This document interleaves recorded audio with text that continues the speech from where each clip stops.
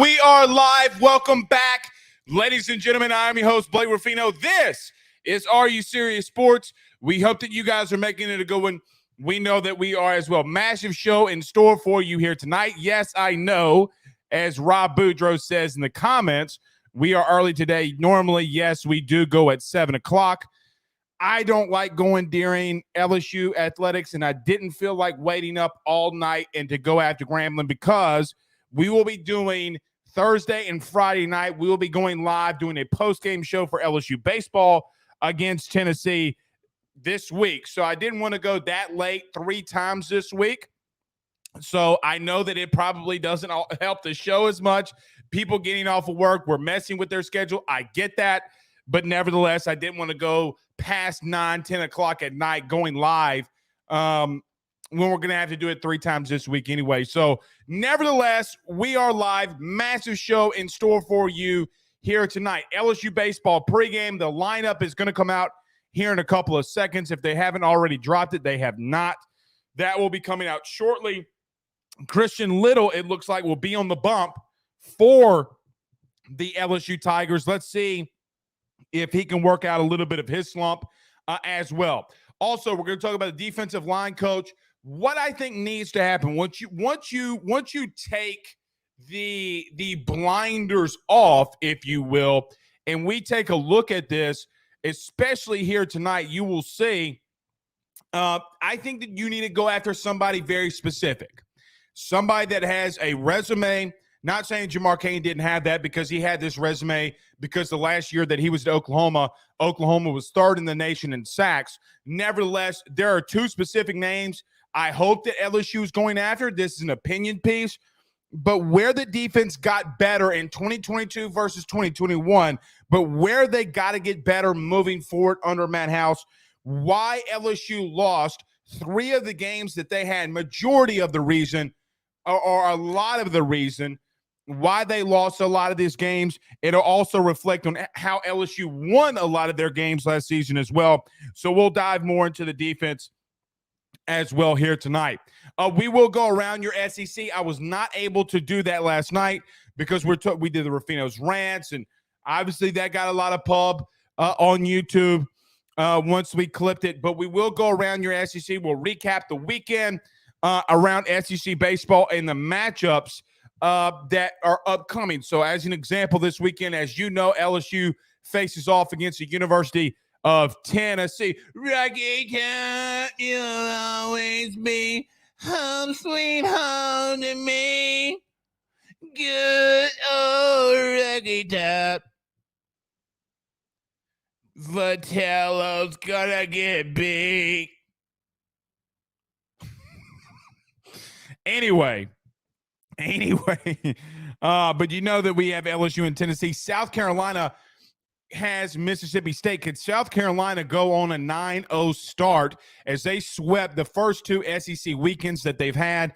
If they start off with a 9-0 start, guys, they are going to be really tough for those teams in the East to catch up to if they continue what they're doing. Missouri and Kentucky square off. That will be a really good one. Auburn and Florida. Florida's going to rake. Georgia and Vandy. Vandy's probably going to sweep again. They might be 9-0. A&M and Ole Miss, and Bama and Arkansas. So we'll recap it all here tonight as well. Also, women's basketball versus Virginia Tech preview. Something that's interesting about Virginia Tech, they got size. I think that Angel Reese is going to have to be on her game, but she's going to have a lot of guard and wing play if LSU wants to get into that final game with their chance to win a national title. So we'll talk on Virginia Tech and LSU women's basketball to close out the show here tonight. And as we do every Tuesday and Thursday, hashtag Ask Blake, thoughts, questions, concerns, fire them inside the Rooted Crew chat, and we will get to as many of them as we can. Don, though, says, yeah, what's happening, Blake? Well, other than making what I did not believe to be a political post, apparently I'm being attacked on Twitter because I said, dear Lord, please protect my 2 children today. I said this on the Ruffino and Joe show. I'll go ahead and say it here. If you're a parent you know what I'm about to say. And for me, this is my opinion. I don't know if you're not a parent, if you understand what I'm about to tell you. I will do anything to protect my children. If that means laying down my life to do so, so be it.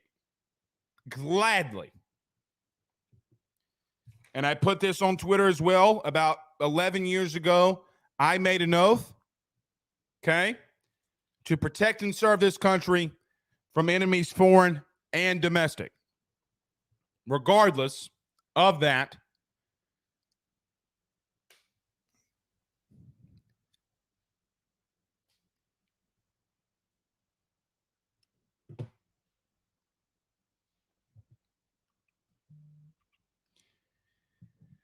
three 9-year-olds lost their life yesterday.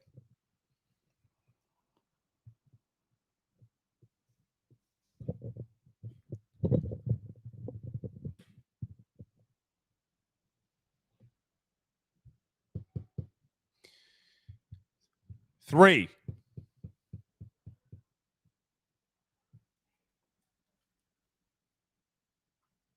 I pray for this country, man. All right.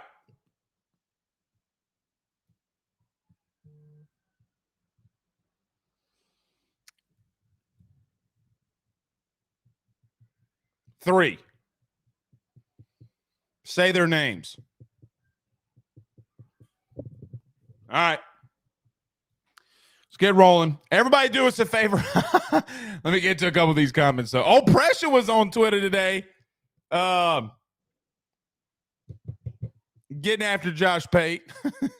Lamar Williams says, apply big pressure. No doubt. No doubt. Protect children at all costs. You understand? All right. Let's get this thing rolling, y'all. Everybody do us a favor, though, by hitting the like and share. Share to all of those social media groups. Share to all of those social media pages. If you're listening to us live on Facebook right now, do us a favor by hitting that like and share. All of those Facebook groups, all of your social media pages. We appreciate you doing that. Guys, closing in on 5K subscribers on YouTube. I've told you once. I've told you 1,000 times. Text 10 people you know. Tell them to subscribe. Say, hey, bro, do me a favor. I'm trying to win $200. Send the YouTube link to 10 people you know. Say, hit the subscribe button so I can win $200. Let me know who you send it to. I'll give you the $200. Nevertheless, hit the like button, hit the share button, share it to Twitter, share it to Facebook, share it everywhere that you can. If you listen to us on XM Radio or you're listening to us on the TuneIn app, soon we'll have some big news. I'm so fired up about it. You could be just watching us on your local television station here in the near future. So I'm really looking forward to that. We'll make some big announcements here soon. So very excited, but nevertheless, rate, review, and subscribe. Do us a favor. We're continuously killing it on the podcast numbers and the podcast game. So do us a favor by rating, reviewing, and subscribing as well. All right, let's do this. Let's talk about our good friends over at betonline.ag and our good friends over at GM Varnado and Sons. We'll be back in a minute. We're gonna get into this preview with LSU versus Grambling. I'm gonna talk about the defensive line coaching search, where the defense has to get better. We'll go around your SEC as well, and then we'll talk to end it out. If you're just joining us, some women's basketball versus Virginia Tech. Virginia Tech's got some really, really good, talented young ladies. Elizabeth Kitley is one of them. She's a 6'6" center, averaging 18.2 points per game. Absolutely killing it right now. So we'll talk about that as well. Talk about BetOnline and GM Varno and Sons. We're back in 1 minute. Stay with us. BetOnline is the fastest and easiest way for you to wager on all of your favorite sports, contests, events with the first-to-market odds and lines. Find reviews for all the news for each league, including Major League Baseball, NFL, NBA, NHL, combat sports, college sports, esports, and even golf.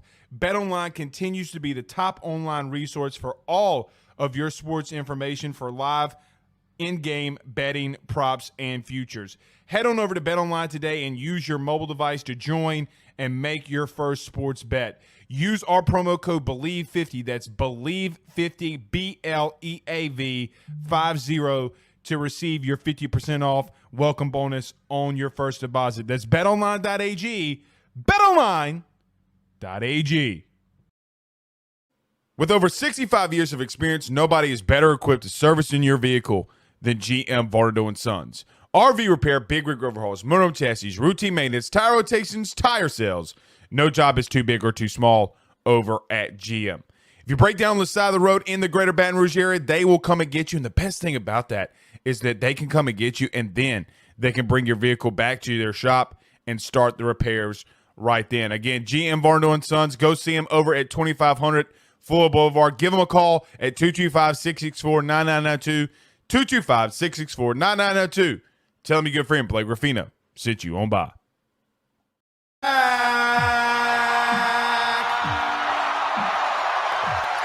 Unlike Texas football, Chris H. says on YouTube, we really need to send someone to do a welfare check on Josh Pate. So he just tweeted and sent it to me. Or did he? Or somebody who sent it to me? Oh, that wasn't him. Nevertheless, he just sent me or somebody just sent me a tweet. He says, I will address the reaction to LSU and Notre Dame's program rankings on tonight's show. Well, look, I said it on the show last night. I clipped it. I put it up there. I like Josh Pate a lot. I really do. We agree on a lot of things. Him not having LSU in the top 10 is absolutely ridiculous to me when you have Utah up there. Now, he can say Utah's had a lot of success. This is what he's going to say tonight. Utah's had a lot of sustained success. They won a Power 5 conference, Dillingham, all that stuff. Means nothing. That means absolutely nothing when Utah goes down to Gainesville and Anthony Richardson lights them up. It means nothing to me. I don't care that you won the Pac-12, right? Like, I could care less that they won the Pac-12. What matters to me is, like, realistically what's going on. Can LSU beat Utah right now? Yes. You know that. I know that. Your grandmother down the street knows that. And her, your daddy knows that. Your mama knows that. Everybody knows that LSU is a better overall program than under Brian Kelly than it's been the last 3 years. Over the last 4 years, you can pull stats out wherever you want, right? We're going to do it tonight when it comes to LSU defensively, okay? But I will give you how much they got better from 2021 to how they got better in 2022. But regardless of that, you can pull out any stat you want. Well, the last 3 years, okay, well then why not go the last 4 when they won a national title? Okay, like, so 2 of those seasons they have 10 wins and played for the SEC championship and won the SEC West. You know who that ties? Bama. Let me say that again. Okay, again, I love Josh Pate. I listen to him. His content is fantastic. People were tagging him in the stuff that we did. I love what the dude does. He's really good at what he does. However, you can say the last 3 years, okay? You can pull out whatever stat that you want. But why pull 3? Why not pull 4? Okay? Because here's the truth. LSU won the SEC West 2 of the last 4 seasons. They won a national title in that same run. They have 2 years of 10 wins or more, and they've been in the SEC title, which they won twice. You know who that actually, like, other than Bama has 2 SEC titles because they beat Georgia and then 2020, obviously. But Bama, from a national title perspective, is tied with LSU in the last 4 years. Okay? So you have Georgia, you have Alabama, and LSU tied. So spare me just a little bit when it comes to LSU's program health when with under 70 scholarship players, Brian Kelly won the West. And then here's the biggest lie of it all. Here's the biggest lie of all of it. You ready? The biggest lie that I continue to see from people when it comes to LSU specifically LSU, is that, oh, LSU has this problem. LSU has that problem. Okay. I can dissect. Let me tell you something. The good Lord up above, in the name of the Father and the Son and the Holy Ghost, thankfully gave me the gift of gab. If you want me to pull any team outside of Georgia, because it's really hard to dissect Georgia and what they do, nobody's talking about Alabama and the penalties that they garner. So what's the issues with Saban? He has a recruit going 141 miles an hour, a guy that graduated and left his program who was doing some of the same type of things and got in a wreck and accidentally, I don't think he was trying to do this on purpose, and Henry Ruggs got into that incident. So what's going on at Georgia with the arrest? What's going on with Alabama? So you can say whatever you want about LSU and this dysfunction, but Alabama's dysfunction is showing up on the field when they're number 2 in the SEC and 130th out of 131 teams in the country when it comes to penalty yardage. Oh, and by the way, the quarterback that I would say probably 35 to 40% of LSU fans don't like, and Jayden Daniels, all he did was beat Alabama at home. And we'll talk about Jayden Daniels a little bit here tonight because it was a lot of dictated to him on how you came back against Ole Miss, Mississippi State, and beat Alabama in overtime. You can say whatever you want, and then the Notre Dame one. And I like Josh a lot.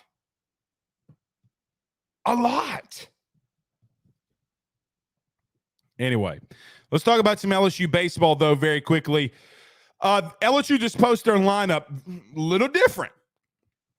This is LSU's lineups as they face Grambling here tonight. Gavin Dugas at second, Trey Morgan in left, Dylan Cruz in center, batting third. Batting fourth, Tommy the Tanks White. Not the Tanks, but Tommy Tanks White playing third, batting cleanup. Cade Beloso, DH, and batting fifth. Batting sixth, and he's back in the lineup after missing one of the doubleheader games on Saturday, is Jared Jones at first base. Jordan Thompson at short will bat seven. Paxton Kling is back in the lineup, playing right field, taking the spot of Josh Pearson, and Alex Milazzo will catch tonight for your LSU Tigers. And as we mentioned in the beginning of the show, Christian Little will be your starting pitcher for your LSU Tigers. So let me talk about baseball really, really quickly. And I got a lot of defensive line stuff, a lot of football that we need to talk about. Guys, go run rule them. Here are some things I want to see. Okay, you got Milazzo in the lineup. His bat, for what it's worth, he's had very productive at-bats. Either bunting, he's gotten a couple hits and all of this. Fantastic. Cade Beloso, you guys know this. I admit when I'm wrong. I wanted to see him against SEC pitching again. He did it to a really good staff in Arkansas. He needs to stay in the lineup.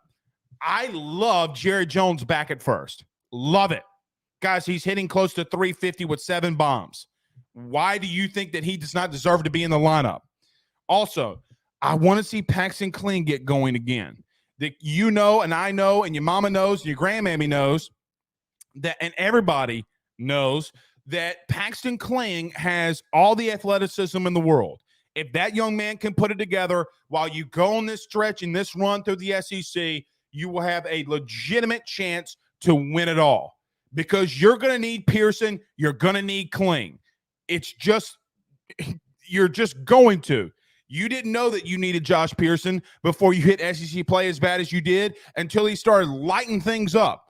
Peyton Wagner from Arkansas last week hits an absolute frozen rope that probably should have left the yard into right field, and Pearson, without even taking a crow hop from the wall, throws an absolute frozen rope to second base, and Jordan Thompson tags out Wagner. You get 2 outs.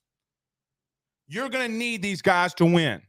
Go out there and make it a 7-inning game. Beat the ever-living, and this is no offense to Grambling, but this is to any midweek team that you should go out there and demolish.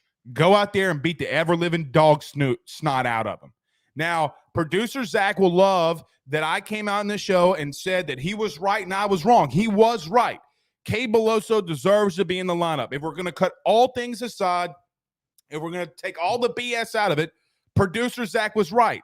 So we keep a tally on this show, though, however, of who was right and who was wrong.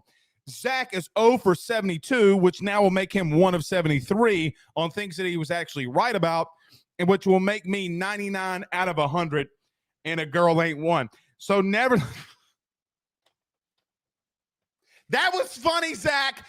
That was funny, producer Zach. You know, I know, and everybody knows. You're 1 for 73. The stats don't lie. Facts don't care about your feelings. He was right about Beloso. I'll give him that one. He was right. Go out there and run roll him. But again, want to see Duga. Let me tell you something. This is the only thing, Zach, when we were talking about LSU being 21-3, and I don't really want to, discredit Jay or talk about what Jay's doing wrong because, guys, they've only lost 3 games. Here was the only thing that I had that I disagreed with. I love Gavin Duga in that leadoff spot. Here's the stat for you. You ready? Zach, you ready for this stat?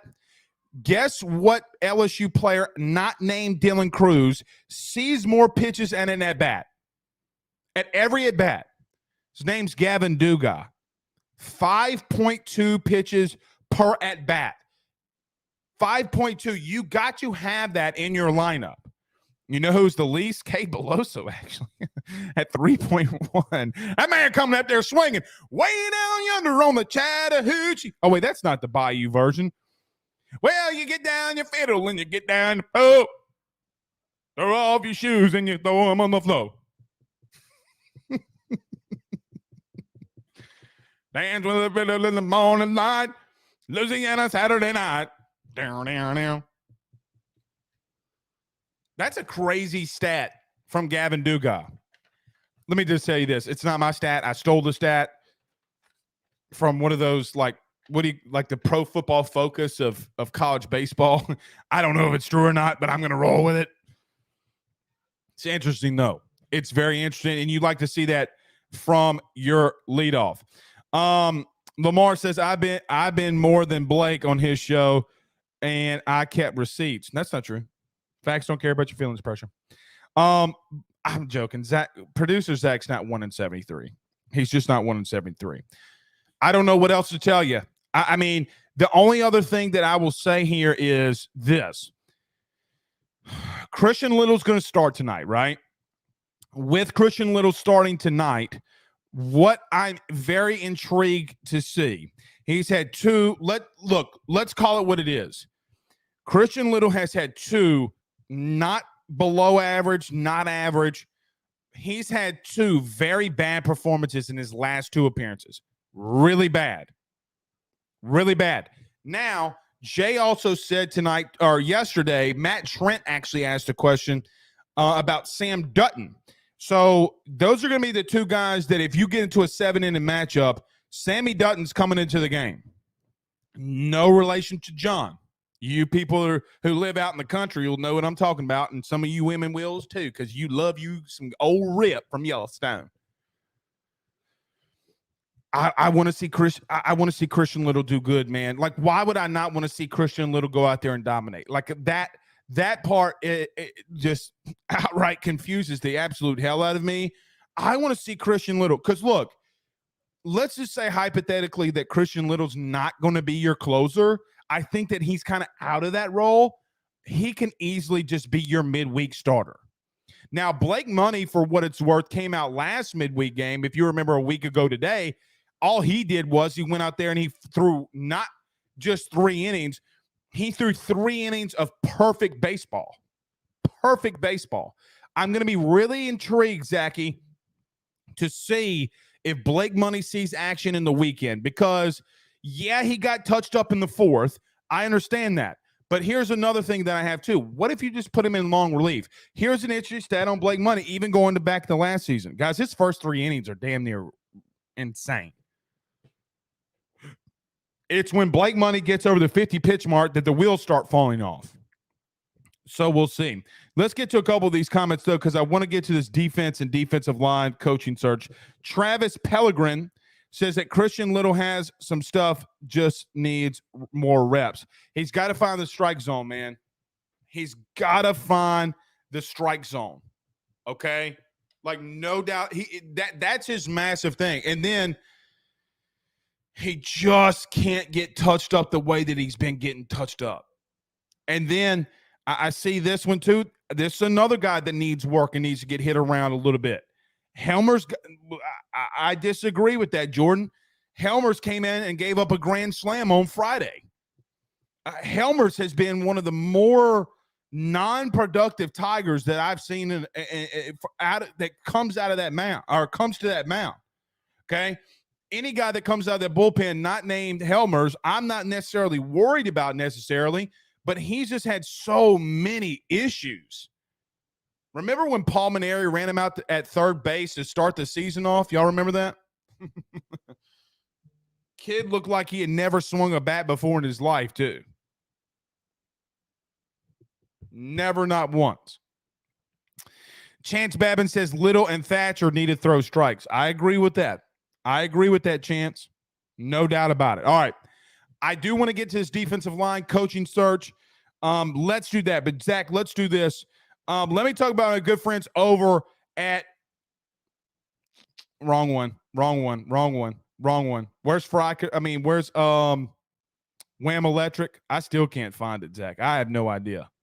Bam, shakalaka. It was right under it. Let me talk about our good friends over at Wham Electric, your licensed electrical contractor. Give them a call today at 985-241-8059. Guys, me and my wife, Megan, we have a home generator at our house. If you're going into hurricane season and you need a generator, it's going to be too late. Give them a call today at 985-241-8059. Let them come out and do a free consult for you when you mention AYS. And if you even have some residential stuff that you need done around the house, they do it all. That's Wham Electric, whamelectric.com, 985-241-8059. Let them know that Blake Ruffino sent you on by. Let's talk about our good friend Carol False over at State Farm. Back in 45 seconds. Got to talk about this defensive line coaching search. We talk about it next.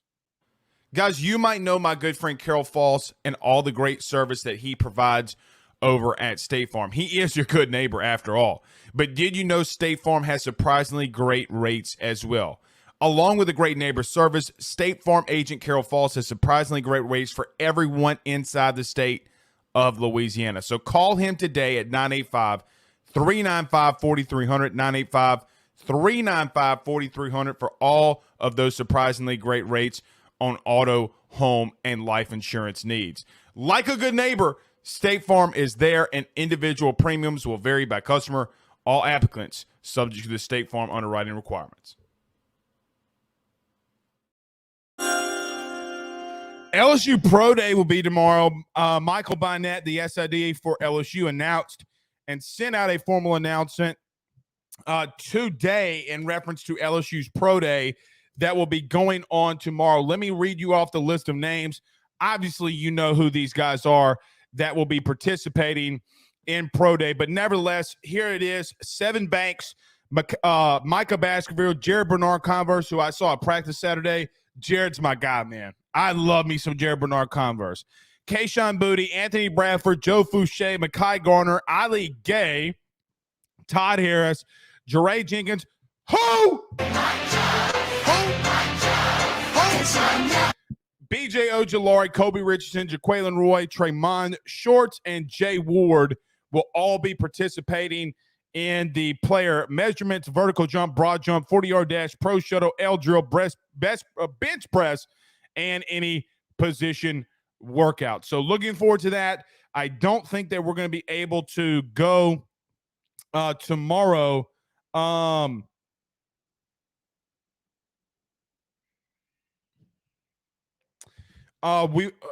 forget without I had four calls back to back. I don't even know what I was saying. All right.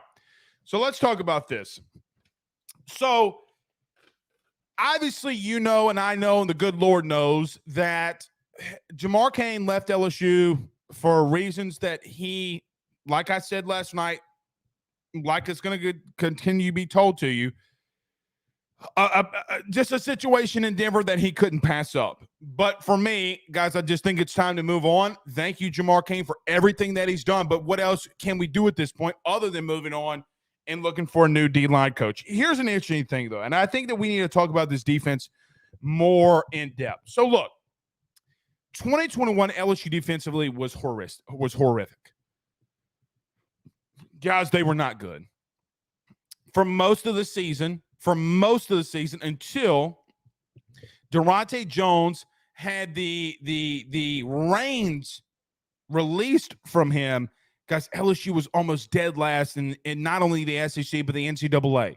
You finish close. You finish in the 90s when it comes to total defense. You were horrible on third down. You were horrible on fourth down. You were horrible on defensive scores. You were horrible giving up first downs. You were horrible giving up in red zone defense. You were horrible getting to the quarterback. You were horrible on scoring defense. And you were damn near last in the SEC in rushing defense. So let me say this.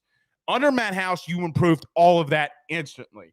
You are 41st in total defense. Some of these stats aren't going to be too good, though, and we'll talk about those. You were 19th in fourth down defense. You were 71st in giving up first downs. You were 71st again on total third down defense. You were 40th in red zone defense. You were 80th in sacks. Here's a great number, though. You were 31st in the country when it comes to scoring defense, but you were 63rd in the country when it came to rushing defense. Guys, I think it's time that we have a very serious conversation, okay? Some of these things got to get better. Now, I understand that Matt House was not playing with a full deck. What do I mean by that? You know what I'm about to go into. He didn't have the depth. He didn't have the roster that he needed to run what I would say is his most effective defense, right? You didn't have defensive linemen that you could rotate. And to that point, neither did Jamar Cain. Who is going to run out there? A hurt Quincy Wiggins, a freshman who's not ready to go? No, he can't do that. The best, what some people believe, and we have to see it this upcoming season, the best maybe interior defensive lineman not named Jalen Carter in the SEC went down in the opening drive against Florida State and Mason Smith. Some of these things you can't necessarily blame Matt House, Jamar Cain, this defense, and nor am I even remotely trying to do that. However, there are some things that LSU has to get better at, and why I think you need to go after two specific defensive line coaches. Here's one of them. Guys, you can't be 80th in sacks. You just can't. Somebody asked me today on YouTube, they were asking the simple question, well, Blake, why do you keep saying you have to get interior pressure? Harold Perkins was great. Yeah, Harold Perkins was really good. You're 80th in sacks, though, bud. You're 80th in sacks. That's not going to work out. Elite defenses, not named Georgia, stop comparing yourself to Georgia for just a quick minute, have to find ways and creative ways to get themselves to the quarterback, a.k.a. 2011 LSU. Tyrann Mathieu coming up the slot makes a lot of remembrance in my mind. That's one. Third down defense, you got to get better. Here's you're being 71st in third down defense. You gave it up 39% on third down, 78 of 200. We've already gone through that at length. Here's the biggest thing, the two biggest things for me. Number one is giving up just first downs, either that being on first down, second down, third down, whatever. You just giving up first downs. Guys, LSU was 71st again. They gave up 118 first downs on the ground. 118. 127 through the air. 19 penalties led to first downs for the opposing team as well. That's way too many. Way too many penalties for you to give the opposing team first downs. You can't let that happen. 264 first downs is not good at all. It's not good at all. You got to get better on third down defense. How do you do that? Well, you can look at the A&M game. You got to beef up front. You got to get big beef in here, Pauls, but you got to get more dudes that you can rotate in on third and short and that can get after the ball carrier. Another thing, on third down, you got to get that interior pressure, because when the quarterback can't step up into the pocket and you have a guy like, I think he's going to start and play a lot, like a Deshaun Womack, like an Ovi, like a Harold Perkins, things start getting really bad for quarterbacks. third down defense. You talk to any head coach, Brian Kelly included. I've been to a lot, if not all, but a lot of Brian Kelly's press conferences. And you know what? The one thing that he will tell you every single week if you listen, we got to get off the field on third down. We got to stay on the field on third down. I would almost guarantee it from a statistical and analytical standpoint, it is the number one thing that he looks at when he looks at a box score. Damn, we went 10 of 15 on third down. Well, no wonder we came back and beat Ole Miss. Talked about that in his press conference so many months ago. That's not the biggest win for me. And why I'm tying this defensive line coaching search into this. You ready? Guys, LSU was 63rd in the country on rush defense. 63rd in the country in rush defense. Went outside of 2020 and 2021. Outside of those 2 seasons, outside of them, when has LSU ever been 63rd in the country in rush defense? You can blame Jamar Cain. You can blame Ed Orgeron. You can blame Durante Jones, Bo Pelini, Matt House, Brian Kelly. It doesn't matter who you blame, because at some point there's been, let's count them out, Ed Orgeron, Brian Kelly, Jamar Cain. They will have a new defensive line coach. I'll even throw Gerald Chapman in there for just a quick minute.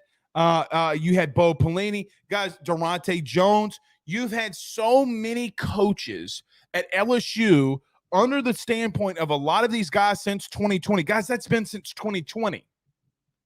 Whether it be head coach, DC, or D-line coach that have come in and out of that building at LSU. And since 2020, it hasn't gotten better. It just simply has not gotten better when it comes to rush yards per rush defense, which actually, believe it or not, was a little bit worse at times this past season than it was the year before. From a statistical standpoint, you got to get better there. And that's why I say to all of you, and said this last night, you want to know why you go out and spend $1.8 million in a buyout for Bo Davis at the University of Texas, as an example, is because of the simple, and I don't know if it's him, this is an opinion piece. The reason that you go out there and you spend that kind of money is simply due to the absolute simple nature that you got to be better at getting after the quarterback, and you have to be better at stopping the run. There's no debates here, guys. It's not like I have a magic wand and say, this is an opinion piece, which it is, but the stats don't lie. You got to get better there. You can't blame the offense for the defense being 63rd in rush. You can't blame the offense when you're 80th in sacks. You can't. Here's the great thing, though. You ready? You want to talk about a bend, don't break defense? LSU was the epitome of it, because I talk about all these things. They can't get off the field. Their sacks aren't that great. Their rush defense isn't that good. How crazy is it that their red zone defense, though, would be the one thing that everybody would lock in and focus? And LSU was the 31st ranked scoring defense in the country. That will get better, because all of these other things will get better too. Now, I thought midway through the season after Tennessee, this defense really locked in and did some really good things. But the second half against Alabama, when you went up against Florida as an example, A&M, late in the season, Georgia, and the SEC championship game, it's not good enough. It's not good enough. You got to get better there. But I do like that when push came to shove, you were 31st in the country and scoring defense. Here's the thing, though. Here's the thing. You want to know why you go and spend the money for an Elijah Robinson? Another opinion, not sourcing, just opinion piece. LSU lost 4 games last year. I'm gonna throw out Florida State because of you lost Mason Smith. It was the first game under Brian Kelly. I don't want to hear those excuses really in the comments as to why Blake, you can't put Florida State in there. So I'm just going to go ahead and throw it out. So then that leaves you with 3 more losses. Listen to this. Guys, you lost to Tennessee. You gave up 263 rushing yards. 4 guys on that team, 4 players on Tennessee's team had 5 yards per carry or more. 4. 4 different athletes and players for Tennessee had a rush yard average of 5 yards or greater. Guys, you do that in college and you have enough carries, you're going to New York.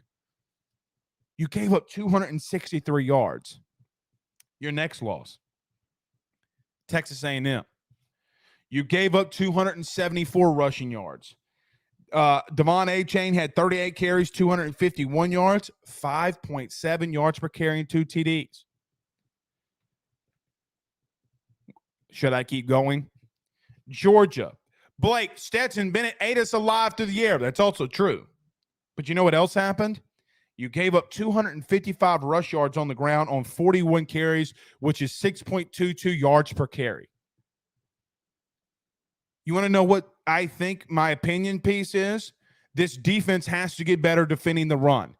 Jamar Cain in year 1 can't fix that completely. But now that you have more depth there, guys that can rotate like Jalen Lee and Parashand and others, guys like Savion Jones, who I think should have been starting above Ali Gay last year to start off with, and you get Mason Smith back, you're going to get better in that area.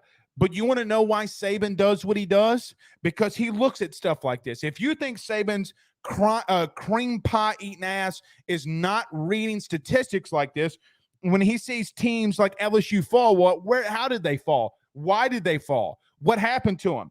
And he sees 263 rush yards against LSU, 255, 274. He goes, yeah, they ran the ball on them effectively. You know, you could also flip that.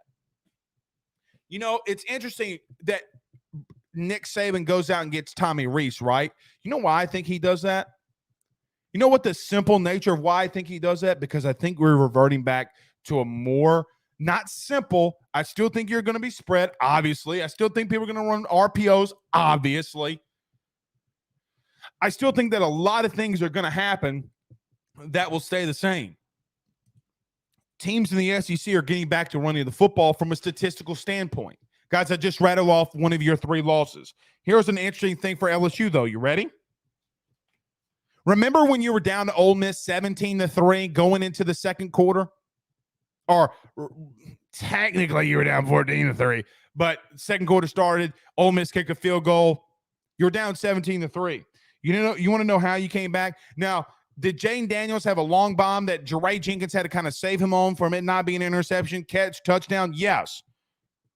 Here's how you come back from beating a team when you're down 17-3 and your first quarter was abysmal. LSU had 252 rushing yards. That's how Ole Miss lost. You see where I'm going here? Do you see where I'm going here? I'll make it all come to sense in just a minute. 187 rushing yards for LSU against Alabama.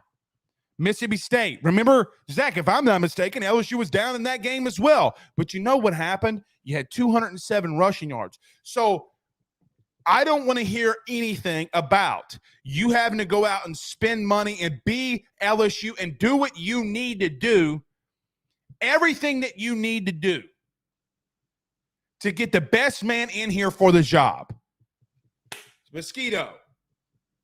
I don't care what has to happen, but you cannot be 63rd in the country giving up 71st in the country giving up third downs. You can't give up 181 rushing attempts to give up on first downs. You can't have games against Texas A&M where you're giving up 274 rushing yards, 263 from Tennessee, and 255 from Georgia. Georgia, the reason they reign is because they stop teams running the football and they get after your rear end. It's how Alabama did it, and you know who else did it? It's how LSU did it, and why they're tied for second in the last 20 years in national titles. Guys, over the last 20 years, in the year of our Lord Jesus Christ of 2023, you started this run 20 years ago. It's the summer of the run that you will make 20 years ago. Stupid mosquito. Get out of here. Things drive me absolutely insane. You made your run 20 years ago this year. It's not like we all come up with this thought and saying, oh, well, I think, you know what teams are doing good and winning national titles? Teams that can do the simple things: get off the field on third down, run the football, and stop the run. Now, do you need sometimes a very electric quarterback play in today's society? Absolutely. I'm not disregarding that in the slightest, not even remotely in the slightest. Am I saying that you don't need really good and elite quarterback play? But teams that stop the run, get off the field, and stay on the field on third downs and can stop the run are winning national titles. Ask Georgia, ask Clemson in 2018. You know what LSU's best defensive statistic was in 2019? Stopping the run. Facts don't care about those feelings. When I can pull up on Google and find the statistical accuracy of all of this, so can you. There are some numbers that just don't lie. I don't give two Rudy Poos about a lot of the other statistics. What I care about is what I just mentioned. Okay. Zach tells me we got 15 minutes. Goes, oh, Mr. Blake, don't forget, you got to talk about the SEC. And you got to talk about women's basketball. He's right. And I went on a long rant there. I did go on a long rant there. But Josh Pate did respond to, I guess, our video. I like I've said, I like him a lot. I listen to a lot of his stuff. Why people are trying to be messy? People are just idiots. Absolute 1,000% idiots. All right, let's talk about this really quickly. So LSU women's basketball heading out to the Final Four. They're going to Dallas. Not too far from people from North Louisiana, at least.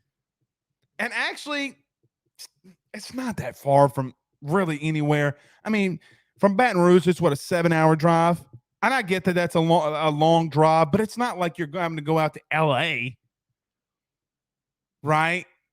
It's not like you got to go to L.A. or Nevada. Or, well, I mean, Atlanta's about the same, I guess. Atlanta is about the same. But you don't have to drive up to Atlanta or Nash Vegas. Got to go to Dallas. Last night we found out through the game, obviously. I was hoping we'd get a rematch against Ohio State. LSU is facing Virginia Tech.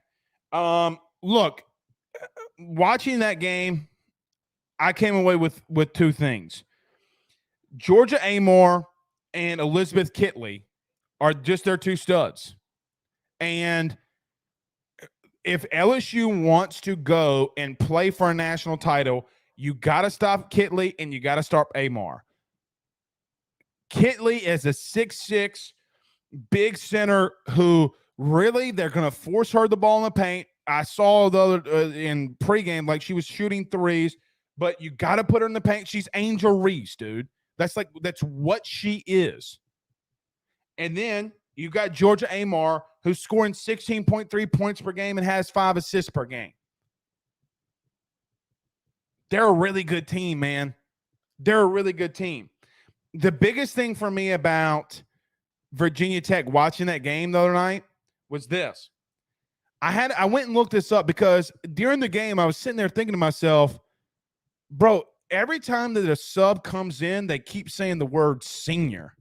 And I'm like, damn, how many seniors you got? Why is Virginia Tech a number one overall seed, or not number one overall seed, but why are they a 1 seed? Just how many Rudy Poo seniors do they have? Guys, they have 8. They're an old team with a lot of old girls that can go out there and just ball. You get Kitley the ball on in the paint. You get her the ball on the wing. You get her the ball on the block. It is going to be an outright war with Angel Reese and an outright whistle war with Angel Reese and Elizabeth Kitley. And I'm going to tell you something. Zachy, you want a hot take? If any team in the country can take down South Carolina, Iowa can. That girl, what's her name? Caitlin Clark? My God. Dude, she is insane. And I will tell you, I will tell you this. It's so weird because although I think that she single-handedly could take down in South Carolina, I still think LSU could beat Iowa better than they could beat South Carolina. How wild is that? Here's another interesting stat for the Virginia Tech team. Guys, they averaged exactly 78 points per game. Exactly.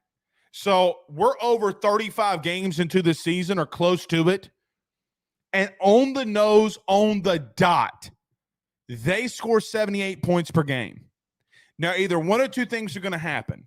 Either you're going to have to go out there in Dallas and lock them down like what you pretty much did against Miami, or you're going to have to score 79 points. And I will be honest, unless Angel Reese is going cuckoo for Cocoa Puffs, I don't think you're scoring 79. Just don't see it happening. Now, what is interesting, and Kim Mulkey talked about this today. She talked about this at length a little bit.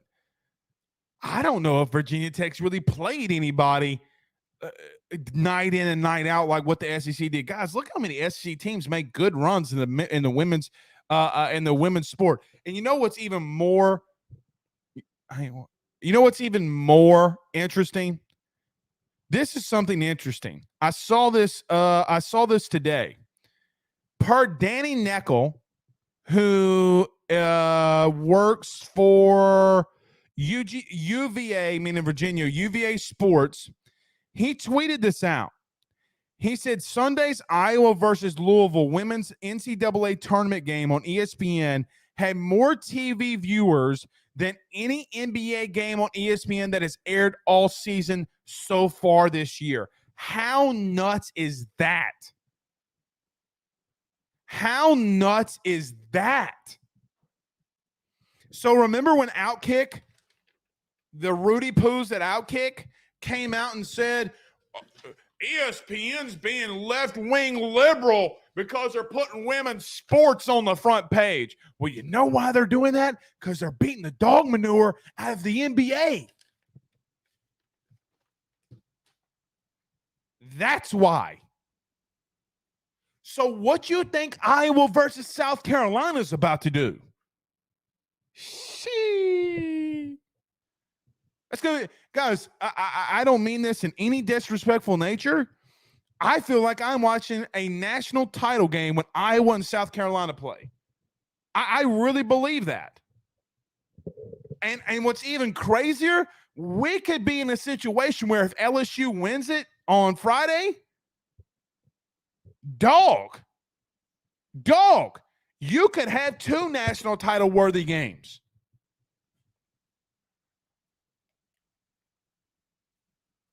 So, yeah. All right. Let's go around your SEC since we got a little time. So this past weekend, just to give you an update, I'm not breaking any of this down really. You know that LSU took 2 of 3 from Arkansas. Auburn took 2 of 3 from Georgia, but Georgia in game 3, though, scored 24 runs, which is, if you can do that against any SEC team, that's pretty damn impressive. Tennessee swept A&M. Kentucky took 2 of 3 from Alabama. South Carolina swept Missouri, improving to 9-0, and now they have Mississippi State are 6-0. They now are trying to improve to 9-0, and they might do it against a really bad South Carolina team. Mississippi State team, which is interesting because you have South Carolina next after Tennessee. So you could be going into Columbia with an SEC team who could be another top 10 team who's 9-0 in the SEC.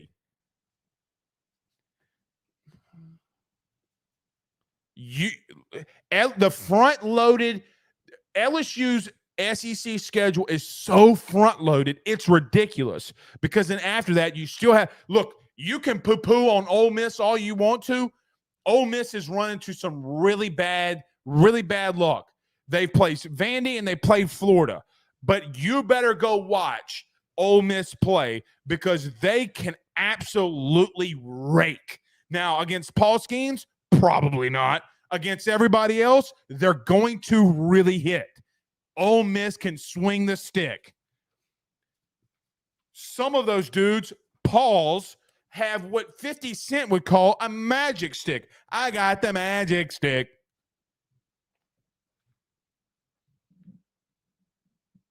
Talk about a gauntlet. But Florida swept Ole Miss. Florida did sweep Ole Miss. As much shit as I'm talking, they did sweep Ole Miss this weekend, and Vandy swept Mississippi State. So this weekend you got South Carolina, as I mentioned, versus Mississippi State. Missouri versus Kentucky. That's going to be a really low-key, really low-key, unless you really like college baseball. That Missouri and Kentucky series is going to be really good. Auburn and Florida, yeah. You can check in on Jack Caglione. Georgia versus Vandy. Yeah, Vandy's going down massively. A&M versus Ole Miss. Can Ole Miss actually win some games? We'll find out. And then you have Bama versus Kansas. So, gonna be a fun one. Gonna be a fun one. Okay? All right. Let's go watch some LSU baseball, baby. We're back tomorrow. See y'all soon.